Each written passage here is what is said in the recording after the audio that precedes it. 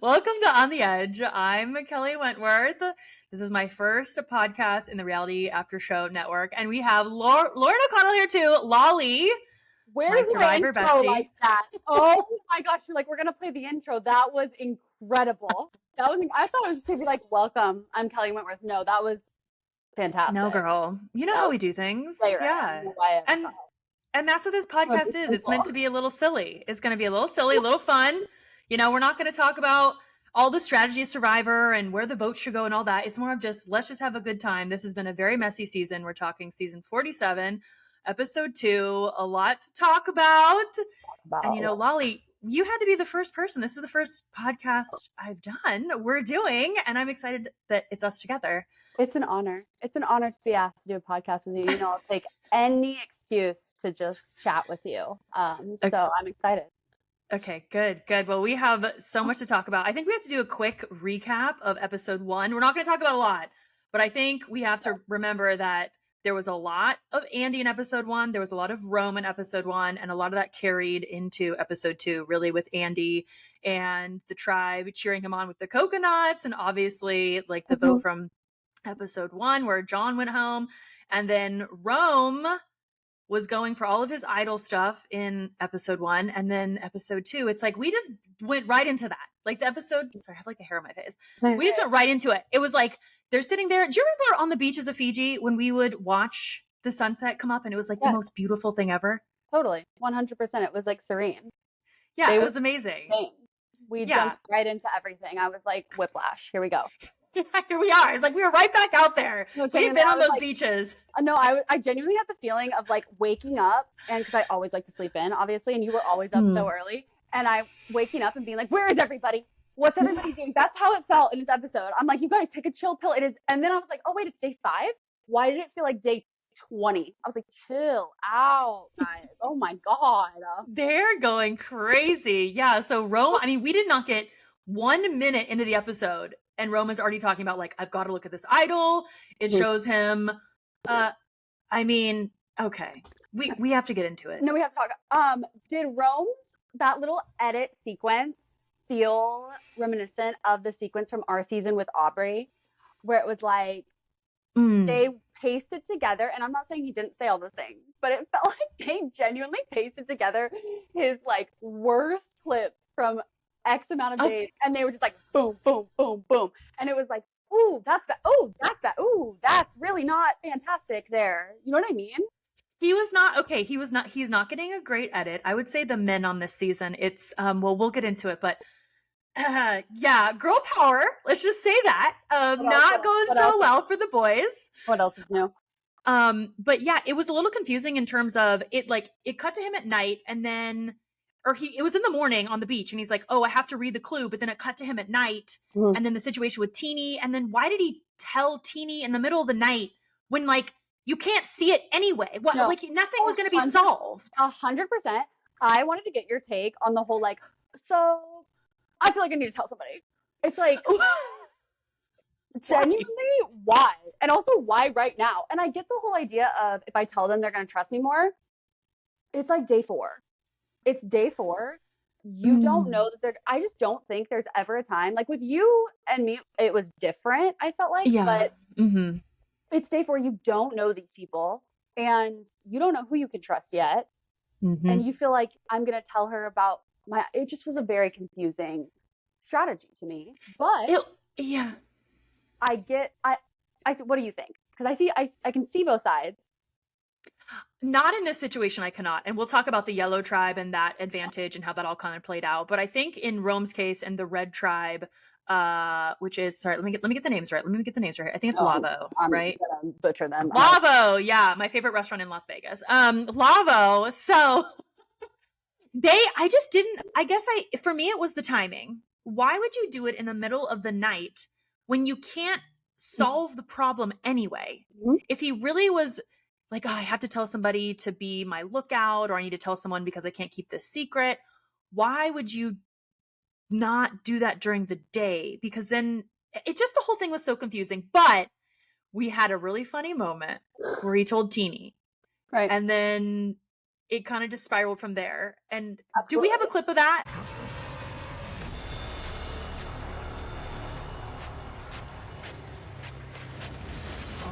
So that's what Hey, guys. Just so many thoughts here. One, if you're gonna go do that in broad daylight, like that feels like like a nighttime type of situation. Broad daylight, you better know where he is. Like you better have eyes on him. You let him walk up behind you? That's crazy. Wait, Lolly, did it kind of feel? Like, Did it kind of feel like mustard? Mustard? Oh, you did it kind of feel PTSD expeditiously. I literally was like, how did Kelley get? What are they doing? So for those that maybe don't know this little story, it was a secret scene on season 38. But I was talking to War Dog, and War Dog's back was to kind of the main pathway into the camp. And we had decided we would have a code word, mustard, if anyone came up. And Lolly came up, and War Dog was talking about Lolly, and I was like, mustard. Oh my gosh, Lauren looks so good today. No, it was like, let's take out Lolly. Let's take her out. And I walk up, and you guys are the most awkward people. Watching the back of the secret scene, I was like, no, I clocked that correctly the first time because that was uncomfortable for me. And then I was just like, I guess I'm gonna leave. And that's exactly how this felt. But I thought that she handled the situation, or at least we saw. Well, I don't know exactly how it happened, obviously, for real, but it felt like she handled it relatively well. If I was Rome, I'm not believing it for a second. I'm like, oh, that was a miscalculation, but I thought she thought on her feet. Yeah, I thought that Teeny did a great job. I do think Rome has to take responsibility for telling Teeny, because the second that you leak your information, that is the thing. Information is gold in Survivor. And if you have information that other people do not know, if you leak that, you can't control what other people do with that. So that's on Rome. But I do think that Teeny did a good job of recovering.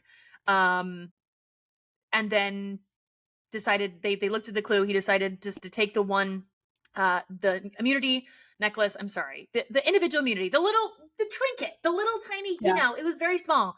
Decided to take the immunity idol for one tribal council. So that was the Rome drama. I think we covered it well.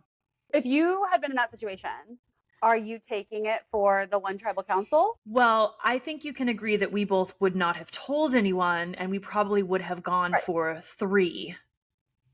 Right. Yes. No, I agree. I would not have told anyone. I mean, I didn't tell you until I knew you had one. I know.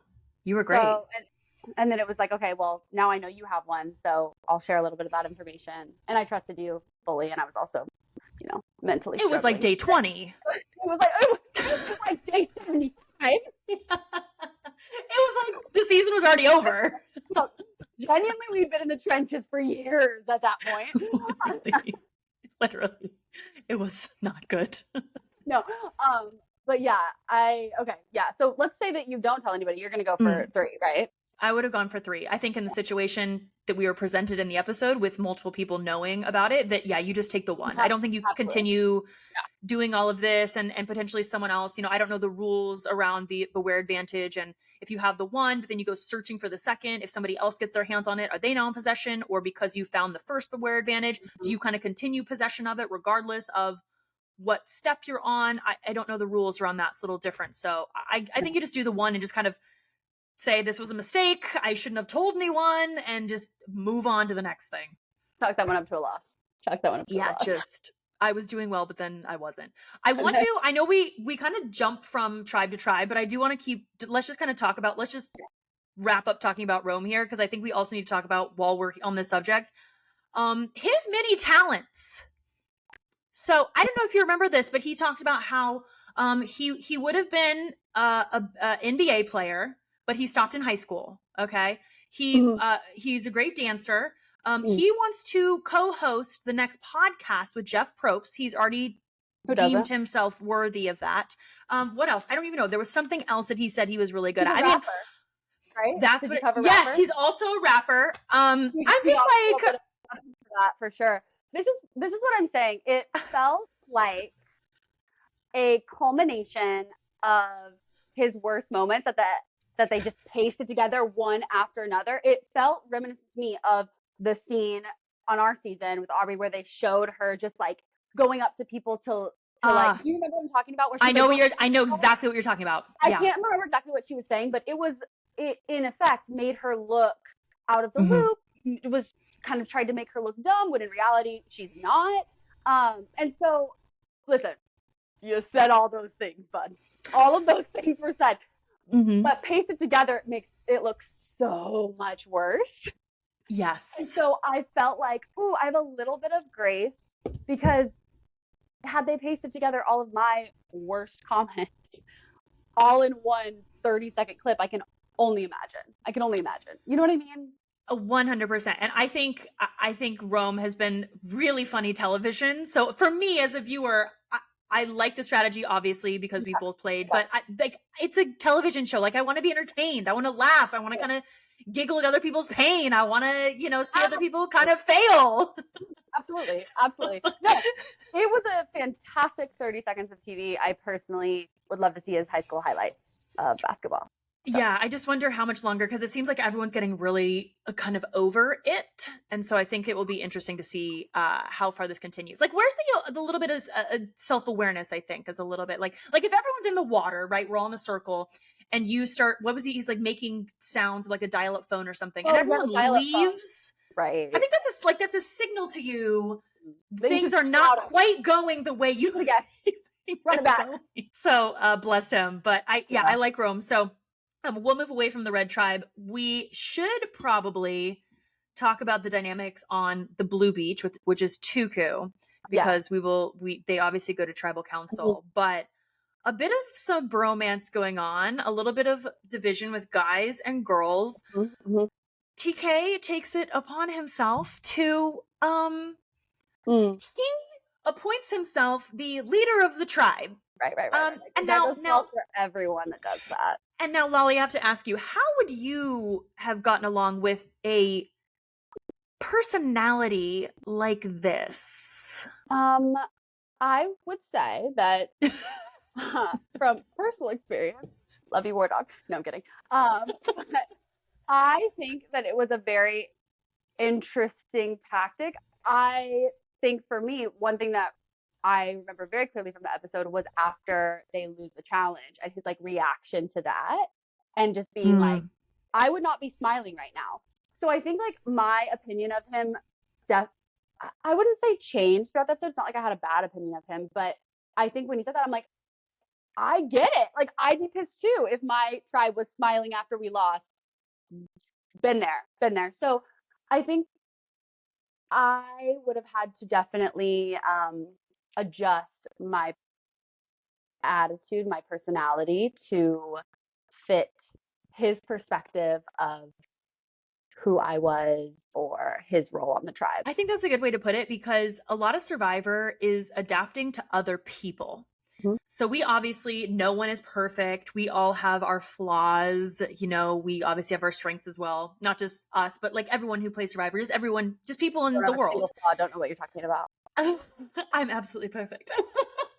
I knew that. Because there's so much adapting to other people and understanding like how other people play and their needs, and which the Yellow Tribe does with Andy, which we'll talk about. But I think, and okay, I'm going to say just with us, in season 38, I think that you and I were the TK a little bit. Do you remember when Ron was a little upset one time because you and I both like we played sports, we played soccer, and so we kind of have that. I see what you're saying. It's like I am so used to competing at a certain level, and like not to be like, oh, I'm so athletic. Like we saw my performances and challenges. Okay, it was not fantastic. I do not claim to be a challenge beast in the slightest. My 0 individual immunities are there for reference. However, I do think it's like I am going to compete and be competitive, and I also have been around like athletes who, when you are in the heat of the moment and you're like, yeah, let's go, like, and you might have a louder voice or you sound like you're screaming. To me, it's like that has always been a uplifting, like encouraging factor to a competition, but playing with people that maybe haven't experienced sports or haven't played in sports before or haven't really competed at a certain level, they don't view it like that. Mm-hmm. And we very much ran into that on our Mm-hmm. season Mm-hmm. of, I mean, I remember very clearly that War Dog was like, stop yelling at me. And I was like, whoa. Not a single part of me thought I was yelling at you. Should have been. Should have been. Didn't think I was. Okay, hold on. I have to stop you for a second. I know the challenge. Yeah. It's the one where we were throwing. Mhm. Well, War Dog was throwing. Mhm. It was not We had to going get on their shoulders. so well. That was okay. So we had a lot of challenges because I'm That's thinking. that whole, no, that's that whole, that's the same challenge. Same challenge, Oh, babe. okay. We had to put people on our shoulders. So, and we were like, and no one would get up there. So I was like, you know what? I'll do it, which is crazy because I'm 5'10". And then I got dropped a couple times. And then I'm like, yeah, come on, War Dog. I remember the moment so clearly. Because in my head, I was like, we've got this, we've got this. Obviously, that's not how it came across. And I think that's something that I definitely, in retrospect, realized like, yeah, you have to adapt your personality so much to the people that you're playing with because perception is reality on Survivor. And it's like War Dog and a lot of other people perceived what I thought was encouragement as like degrading or yelling at them or getting frustrated with them. And I didn't do it like that in the slightest. Like when you and I were together and we were like doing that to each other, I'm like, people are probably like, oh my God, they hate each other. You know what I mean? They probably thought we were very intense. Yeah. Shocker. But yeah, I know.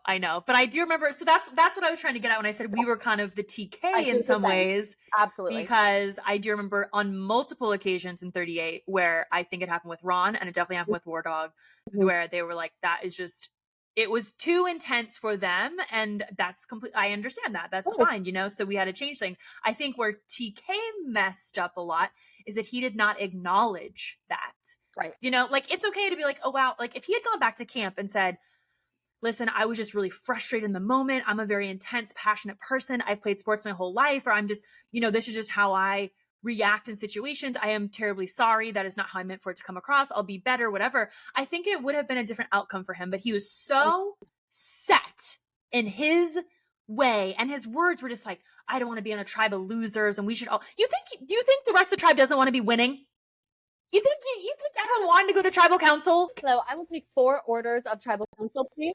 I'd like to be the loser every single time. Like no one's saying that. No, it made no sense. And I just think he got himself in a lot of trouble. And yeah, I don't want to jump ahead to tribal council. We'll get there, but I just in general, his attitude, I think there are things he could have done. I'm sure looking back, he thinks there's things I could have done, which everyone does, but I'm getting the tribes confused. But which was the tribe that someone called them like the baby birds and like they were like, was that? That's Blue. That's Gabe. Gabe. Okay. So Gabe was saying that about Sue, and right? Caroline. Okay. I have thoughts about that. Okay, let's talk about it. We're still in Blue Tribe. Yeah, we're done with TK. Let's move on. Blue Tribe. Let's keep going. Yeah, Gabe's yeah. Okay.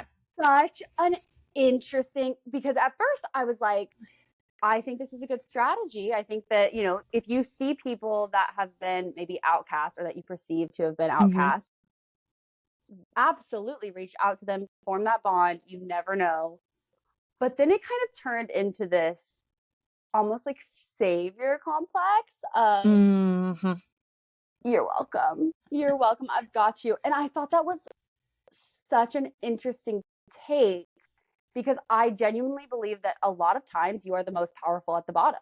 And so, I don't know. What did you think?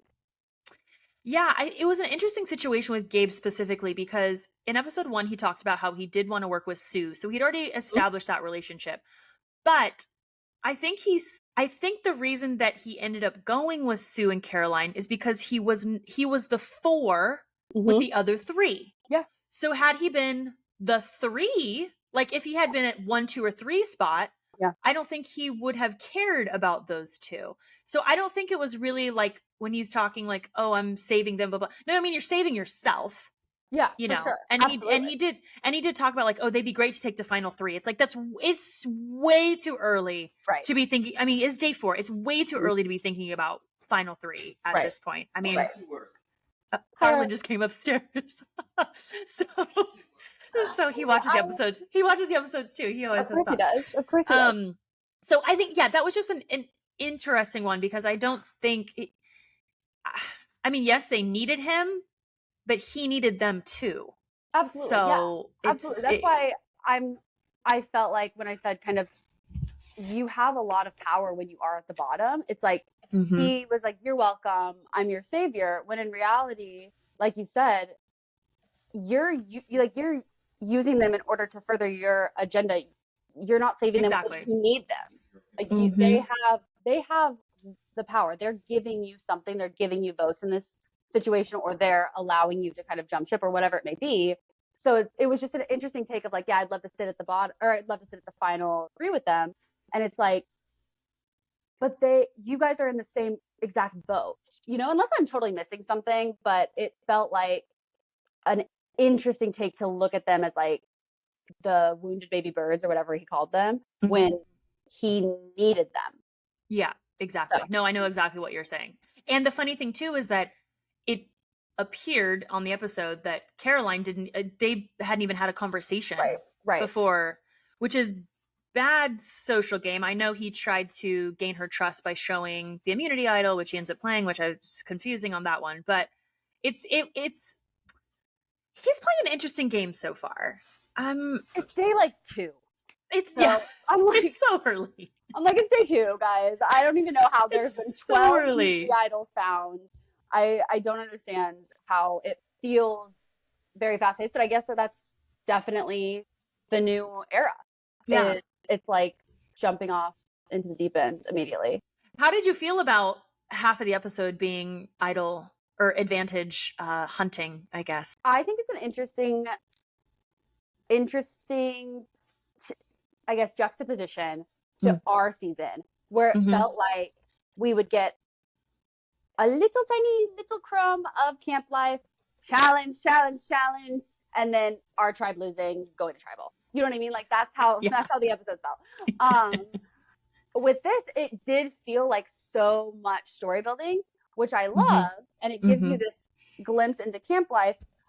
The idol hunting, though, it's so interesting to me because it's like I didn't feel like the majority of our days were taken up by hunting for idols, Mm-hmm. Mm-hmm. or as much as maybe it portrayed it in the episode. It felt like, oh, 24/7 people are hunting for idols. And yeah, maybe you are kind of peripherally when you go to get water or whatever it may be, but it made it seem to me like, oh, every day we are looking for idols, and I think, I don't know who said it, but they're like, oh, it's not as easy as they make it look on TV where it's find an Mm-hmm. idol.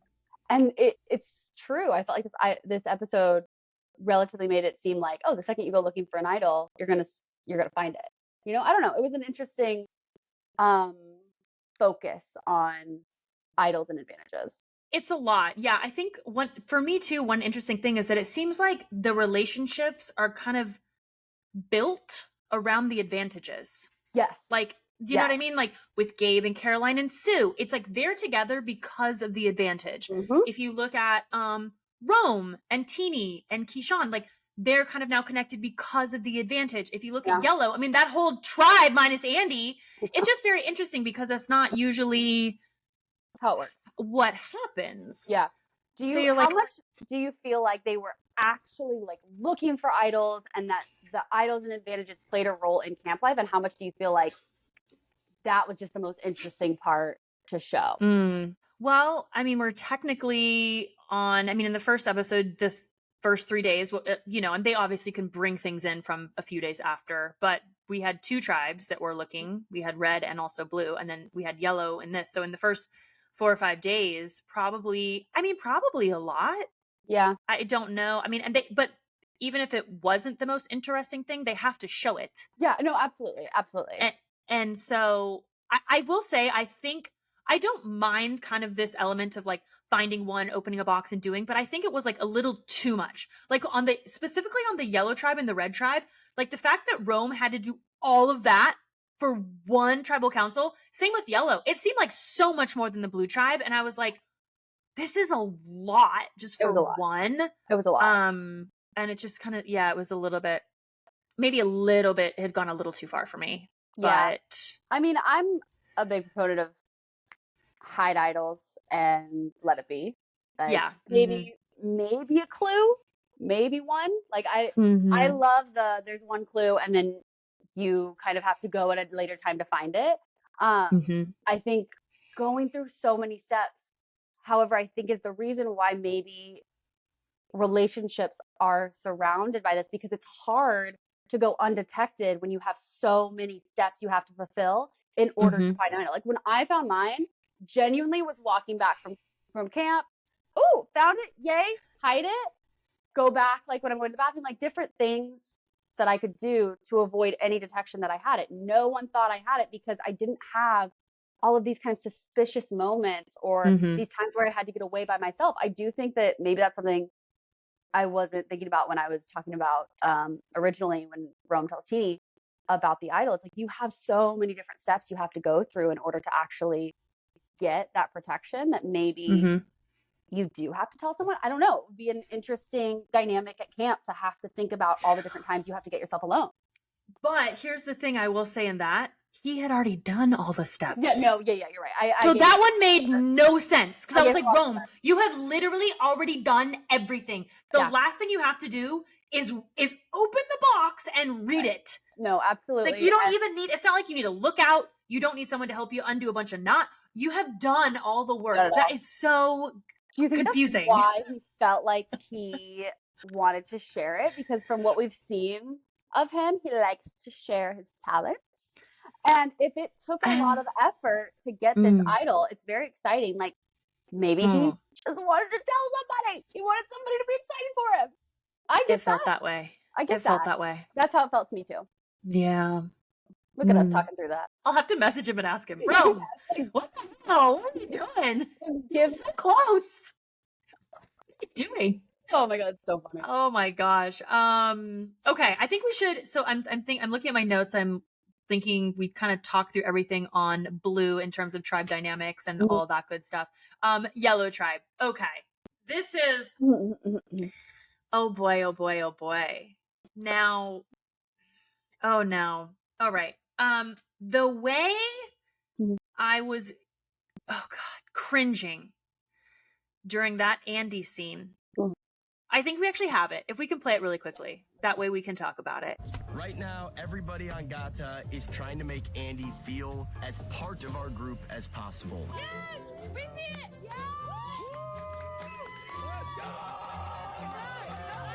That's the perfect coconut! Thank you. Do you think Andy knows that those are like pity claps? Like that people are, I mean, oh god.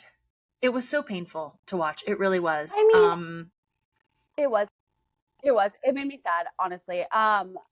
It's better than being mean to him, I guess.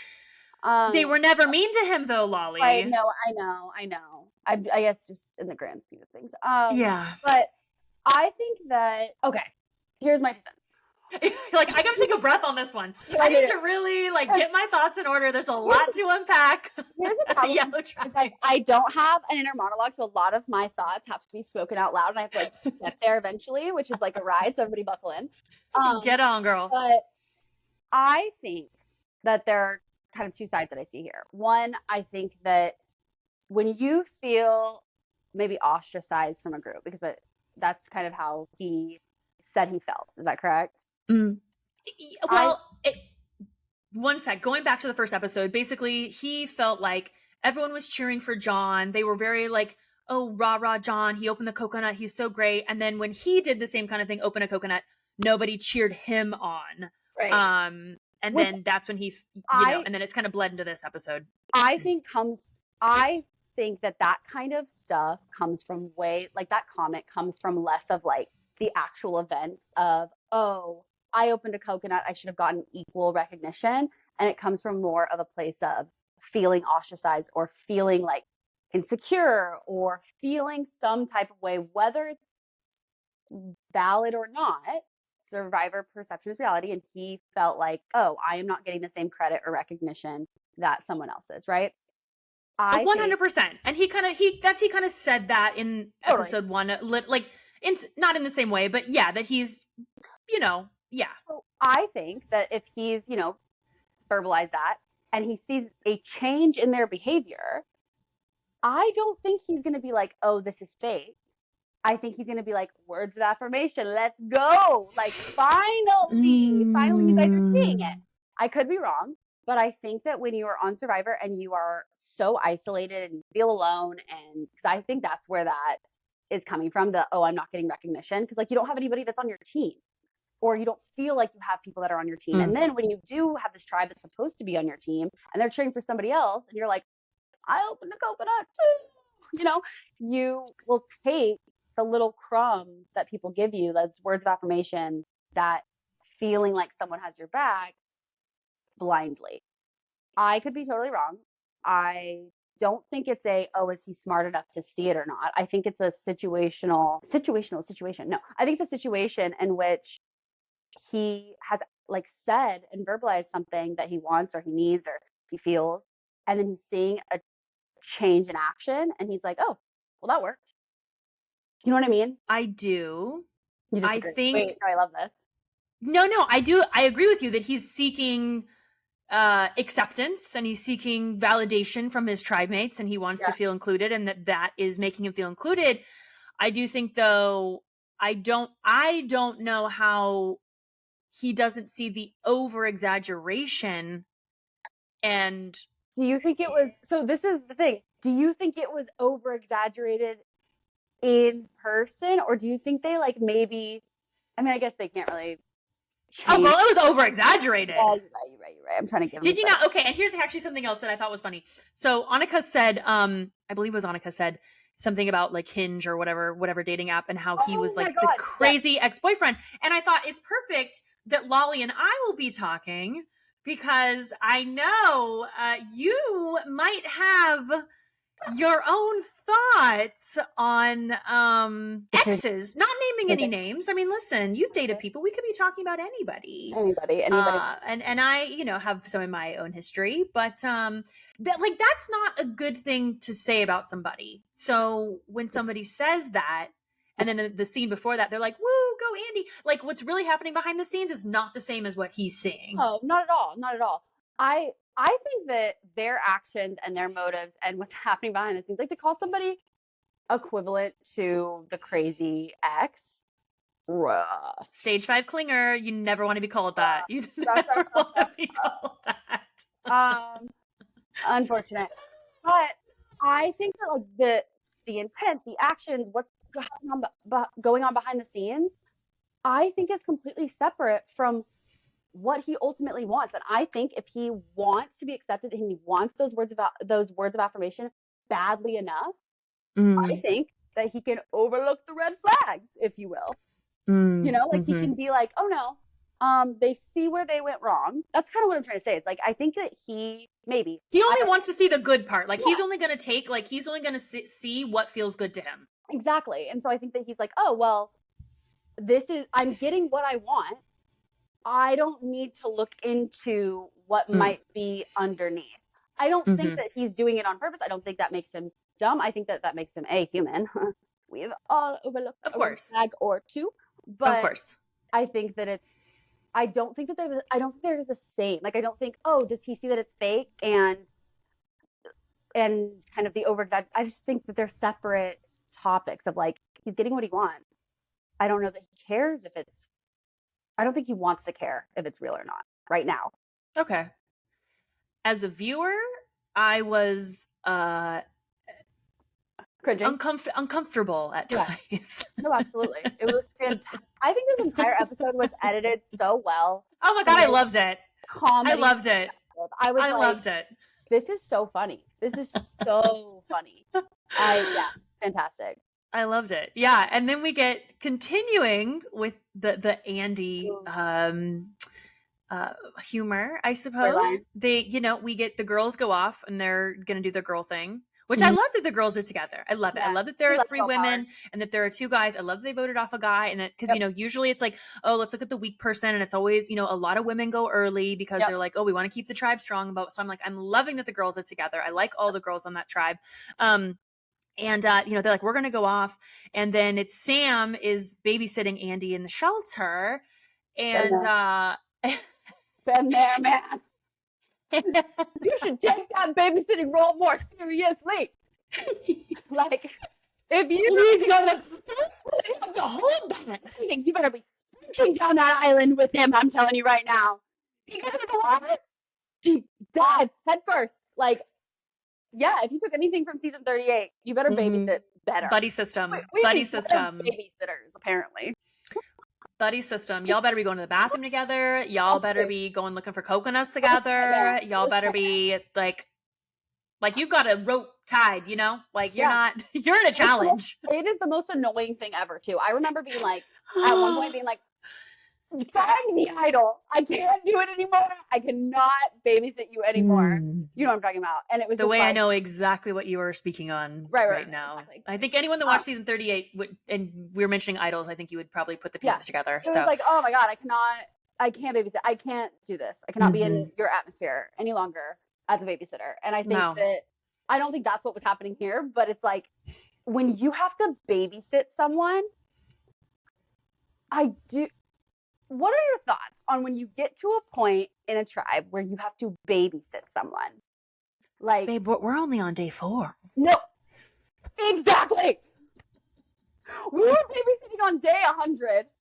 So I feel like it was valid, but they're on day 4. That's what I'm saying. It's like they're at this point so early where they're babysitting someone. Do you feel like there's a missed opportunity there? Do you feel like what would you have done if you were Sam? I think Sam did a good job. I mean, he had to get up and go to the bathroom. I think the funniest part of the whole thing is that Andy is left alone.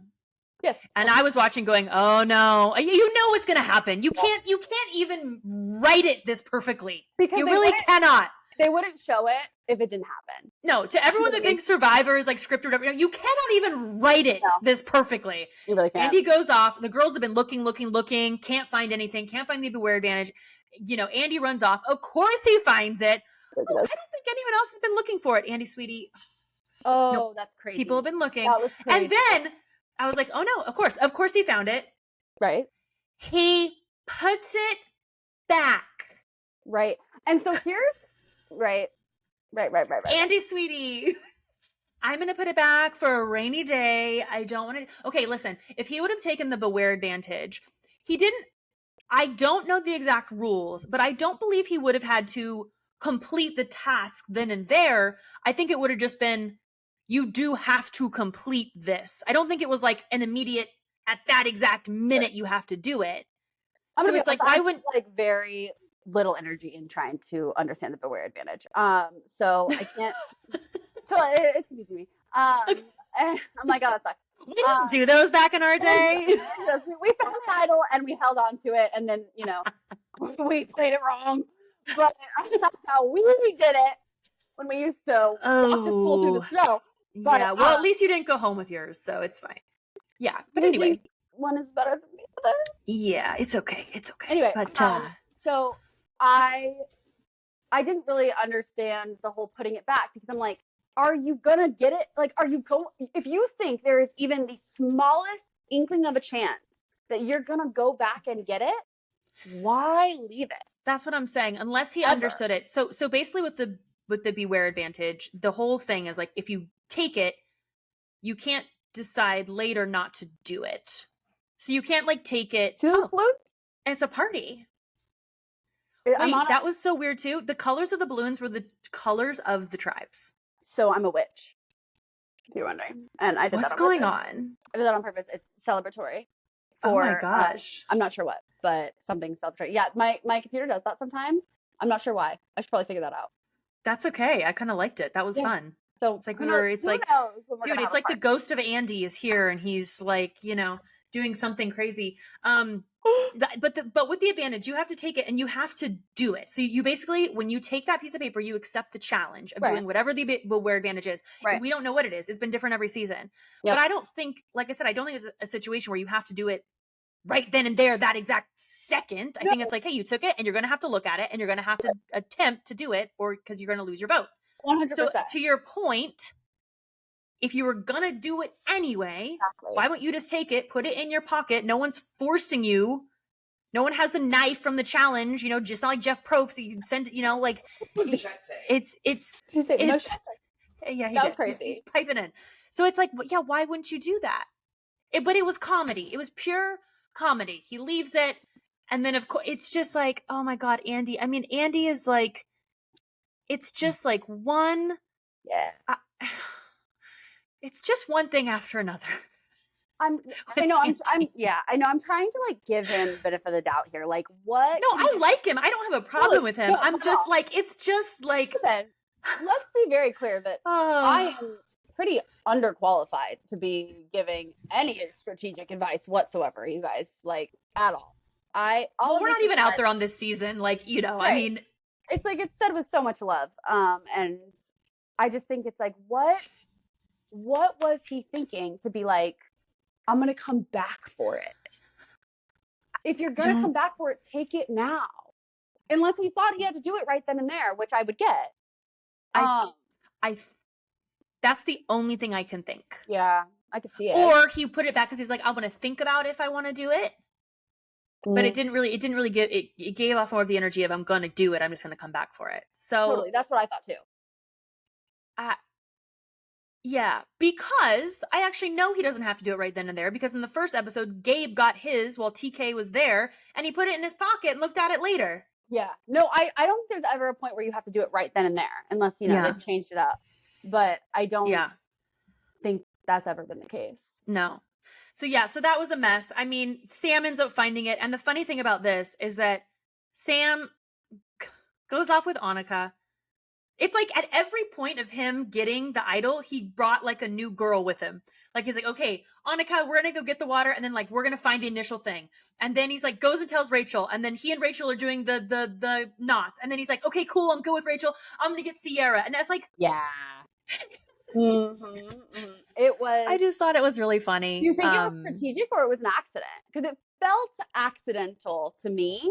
Of like, oh, well, I did this, so now I have to do, or not accidental, reactive. Yeah.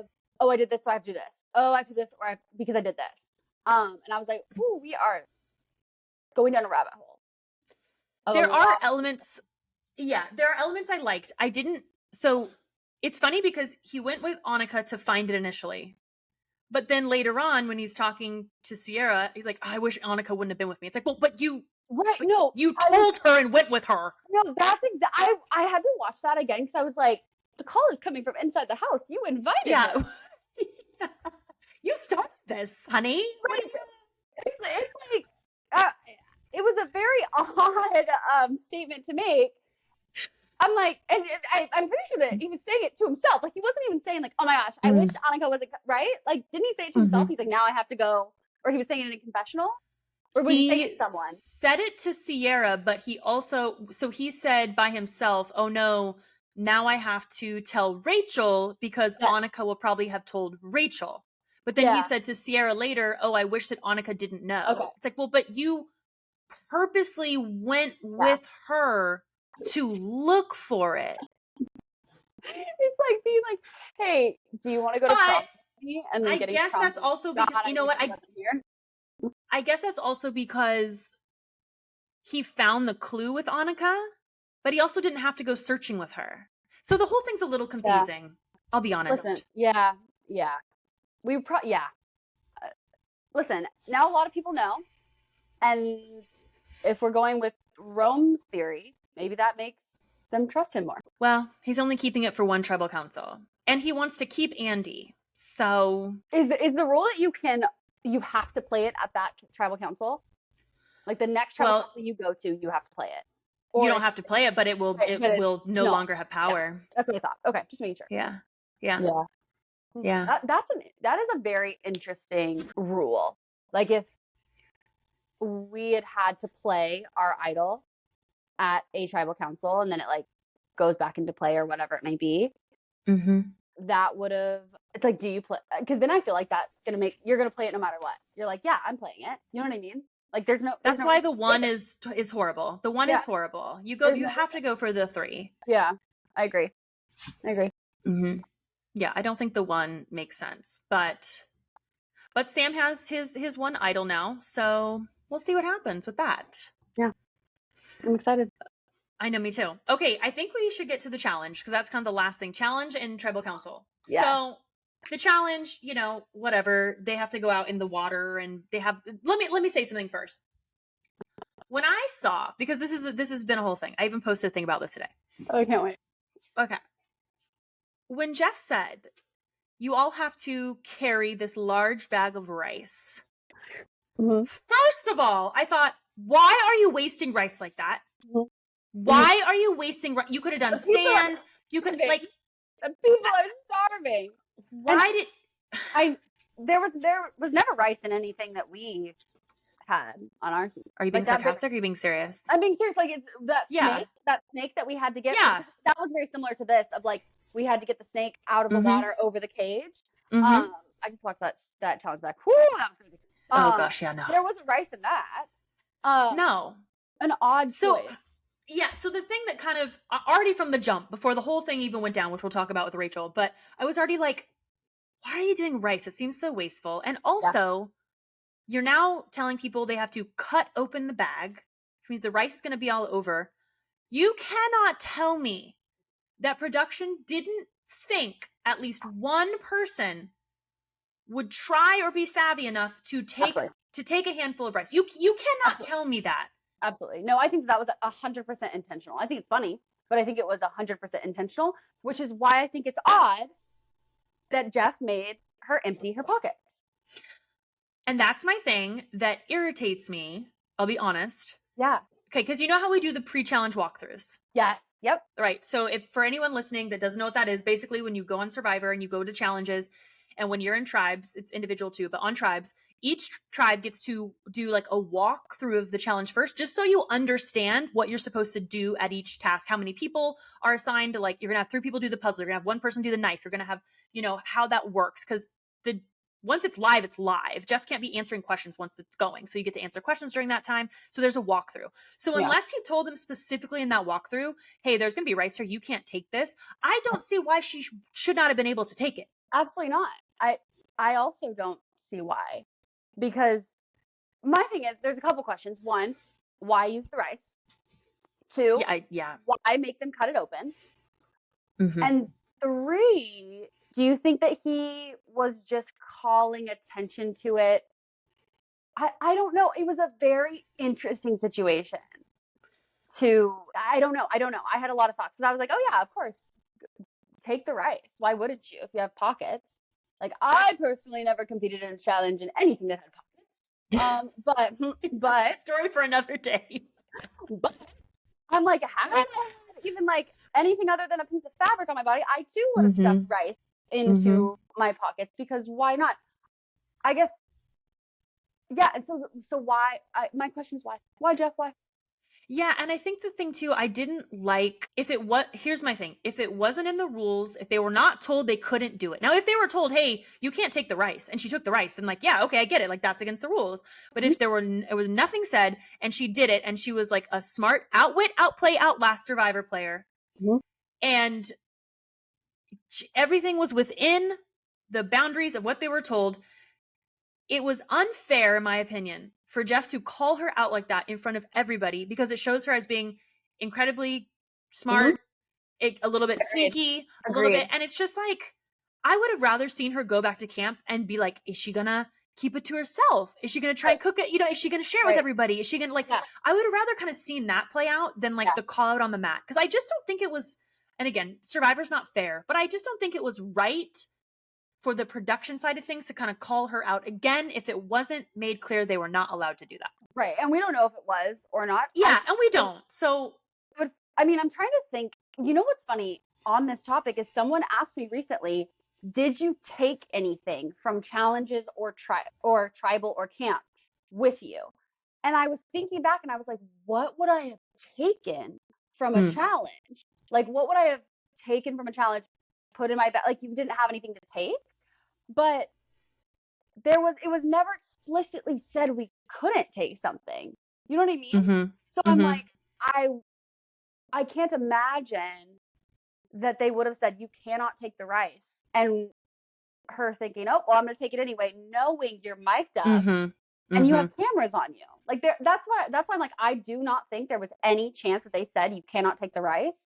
And she took it anyway, because you literally have a camera on you at all times and you are mic'd up. You know? But they tell you during reward challenges, they will tell you, you cannot take stuff back with you. At least on reward challenges I was on, they'll say, you can't take, because there would be extra food. And we would say, I know there was a couple times in Cambodia, we were like, hey, can we take some of this back like with us, or even do our tribe mates? Because, sometimes tribe mates would be hungry. They'd be like, bring me back like a little piece of bread or something stupid, and they would explicitly say, you cannot, everything you eat has to be here. You cannot take anything with you. And in that case, you're like, okay, yeah, like I can't take anything with me. But in season 29, I remember we had someone, Julie, sorry, confusing people, Julie, she put there was like a whole thing around trail mix, because she took trail mix from a challenge and put it in her bag. And it was not, everybody, the people in the tribes knew, and the production knew, and, so I don't know if it's just, I don't know. I didn't like the call out, because I just think it puts a target on her for no reason. They could have just told her, like, after the challenge in the tent, hey, you actually can't take that with you. We're going to you know what I mean? Like, anyway, I think Jeff just wanted like a TV moment, and like, was it funny? Yeah. And I love Rachel. So maybe I think she's a great player so far. And so maybe that's why I'm kind of like annoyed by it, but I just didn't like it. No, okay. So I think that's it for the challenge. That was the biggest thing. Yeah. Obviously Blue loses. We're going to go to tribal council. We already talked about TK and the Matt thing. I think I do think it's interesting that Tiana didn't stick with the strong group. I know she was kind of that middle person that was like, okay, am I going to go with the boys, or am I going to go with Gabe and Sue and Caroline? Yeah. Do you think she knew? I'm trying to remember exactly how that conversation went down, or if a conversation went down. Did she know that Gabe was for sure going with Sue and Caroline? I believe so. Okay. I believe so. I'd have to go back and watch the episode, but I do believe that was implied by that side that they were. Yeah. What's the alternative, do you think? Like, how does it play out for her if she sticks with kind of the strong, I guess? If they couldn't. How much of the comment at the challenge do you think actually played a role in her decision? Because that was her, right? That when TK kind of made the comment about smiling and laughing, and that she felt like he was kind of attacking her. How much of that do you actually think played a role, or do you think it was edited that way, or do you think it was just an excuse for her? Because I think in Survivor, the littlest thing can set you off. Oh yeah. And I totally believe that if she felt like, oh no, this guy is not it anymore, that could have set her off, and she would have flipped that easily. But also, it's like, I don't know. If I had to guess, I think it did irritate her. She had a lot of talk about like, do I stick kind of with like keeping the tribe strong and kind of putting game and emotion to the side, or do I, kind of stick by how I feel and I don't want to be disrespected or continue to be disrespected by this person. I think if Gabe had said, I think if she knew that Gabe was strong with Caroline and Sue and was like, I'm not budging, she would have known that it would have been a tie. So if she wasn't confident that Gabe was going to go with her and vote against Sue, I think that probably made her decision. I guess we don't know for sure. And I probably should listen to some exit, stuff from TK for some more behind the scenes, because we only see so much. I always resort to that, but it's so hard with what we're given. But I would assume that she probably realized that those three were going to stay strong and didn't want to go to rocks. I thought it was that's what I think. No, totally. I think it was such an interesting conversation. Like, oh, who do you think goes to rocks? I'm like, we're on day 4. We're on day 4, and we are just rocks here. I know. And that's why I said, I'm like, how much of the comment do you think actually swayed her, or do you think she knew that Gabe was moving over, and she's like, it doesn't help me to stick with the strong people. I'm a mover, although it does kind of put her at what, maybe 4, I guess. I don't know. But like Rox is crazy. Yeah, Rox is At crazy. what is it? Was it day 5? Yeah. Rox is crazy. Yeah, I agree. I think she probably knew that Gabe was going to stick. And who knows with the idol? I mean, Sue and Caroline knew about his idol. Did anyone else know about his idol? Why did he play the idol? I'm still confused. He had it for 3, unless I saw someone post on X, I still call it Twitter, but X, that maybe he thought if they were going to go to Rox, he wanted to be protected. But the idol play was confusing to me, especially when you had it for 3. I don't know. It's it was an interesting one. I thought he was gonna I didn't know who he was gonna play it for. I was like, are you gonna play it for Sue? Are you gonna play it for TK? Like, what are you doing here? And then he played it for himself, which I'm like, listen, live to fight another day, right? Like, live to fight another day and deal with it tomorrow. I respect it. But what did it do if you had it for, because he had it for 2 more tribals, right? Yeah, he is the only one that found the Beware advantage that went for the 3. So he had it for 3. So, seems like a waste to me. I feel like that's why I'm like, I feel like there's something we didn't see. Or maybe he just was super unclear. Or maybe he just was like, listen, I don't even want to play with Rox right now. I don't even want to play with Rox. I'm going to live to fight another day. You have to remember, too, they're coming off of, I believe they would have seen season 46, where nobody played an idol. People had idols and went home with them.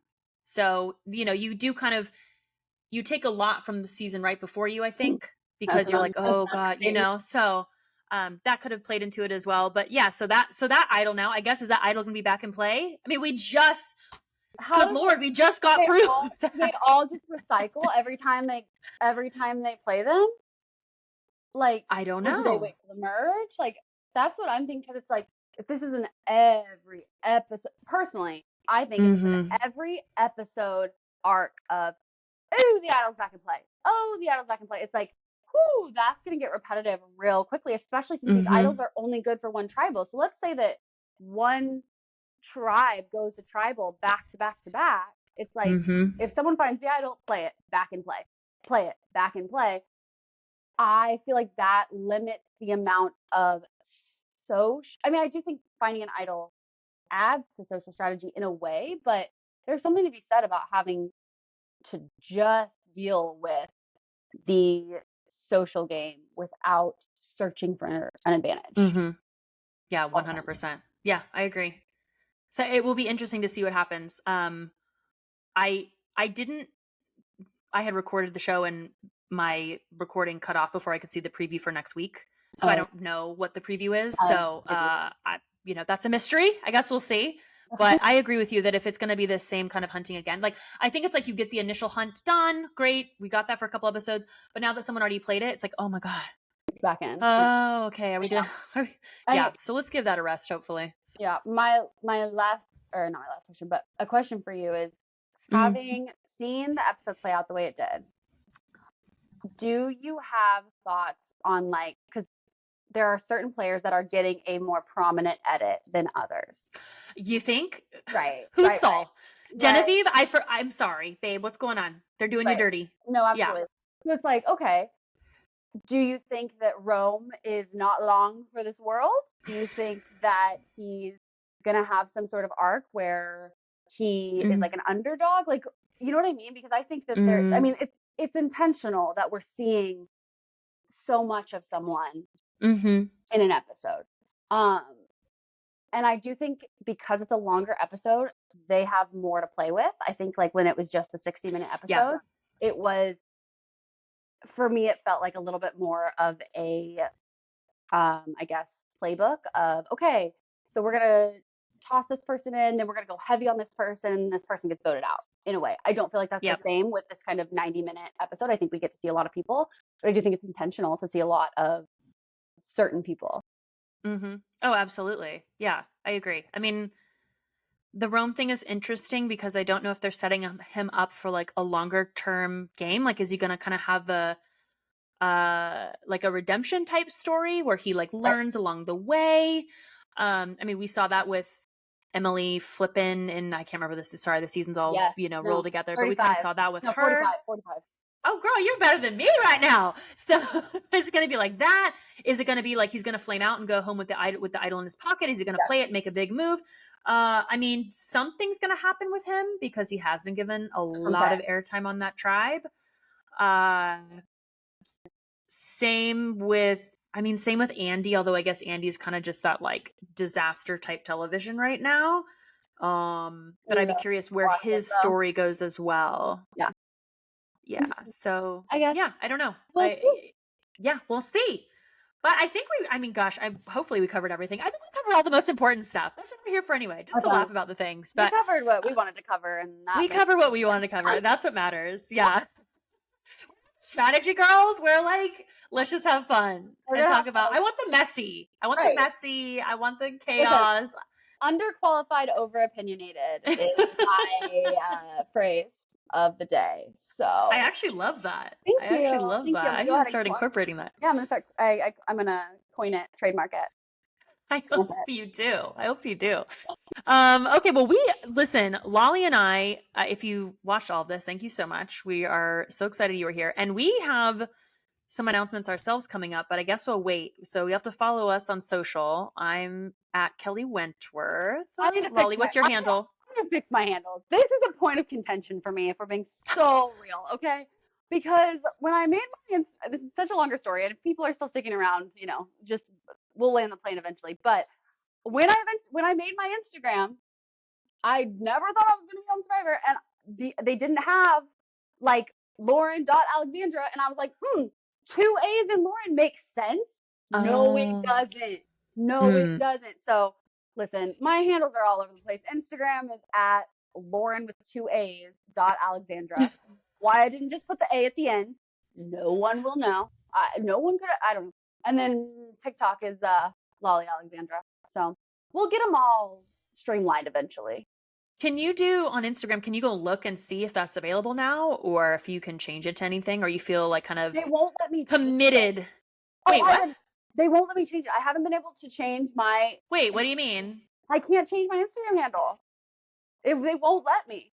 And I've tried. Wait, what? I've tried to talk to Instagram support. And Instagram support ghosts me every time. And I'm like, y'all, I just want to take the A out. We can put it at the end. Stick it on at the end. I don't care.